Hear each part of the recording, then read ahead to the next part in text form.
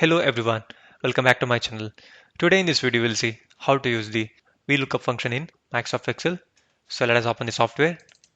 As I need some data, I'll open a previously saved file, that is this one here, and we have some data. So to talk about this data, in the product column we have number of products, and in the price column we have the respective prices, and in the shipping charge, currently we don't have anything, but we have a table here, as you can see. So what we can understand by the table is that for the price that is up to $500, we have to charge a shipping charge of $5. Whereas the price ranging from $500 to the $1,000, we have to charge a shipping charge of $10. So in the same way, we have other values.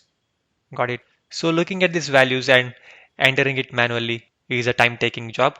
So we can make use of the function like VLOOKUP. So in the word VLOOKUP, the V stands for the vertical. So here the table is vertical table. So we are going to use the VLOOKUP function. So what if the table was horizontal one? So for that we have a function called as HLOOKUP. So if you don't understand what is this vertical table and horizontal table, let me show you that. I'll copy this table from here. Maybe I'll paste it over here. See, this is the horizontal table. So what we are having here is the vertical table. So we'll have to use the VLOOKUP. But if you had a table something like this, you can use the function HLOOKUP. Both work in the same way. Now I'll see about the VLOOKUP function. So I'll delete this from here. So come to this cell and activate the cell. So always when you enter a function, you have to enter the equal symbol first. Then start typing the VLOOKUP. So when you just type in the word V and L, you'll see a suggestion VLOOKUP. Just double click on that. So now let me just open the format of VLOOKUP. So as you can see here, how to use the VLOOKUP function, the syntax, or you can call it as a format. So we have already entered the equal symbol and the VLOOKUP. Now we have to enter the referring cell. So come back to software. So the value we are referring is the price here. So just select it once using the left mouse button. So we have fed the value of it. Now enter a comma. And now we have to feed the table using the function key F4.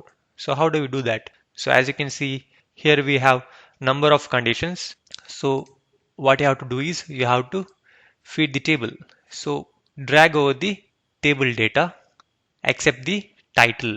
So we have to drag over the values here. As you can see, I have selected all the cells here and you can see it over here.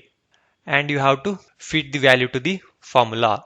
So what you have to do is after selecting all the cells, you have to just click on the function key F4 just once. So you'll see something like this.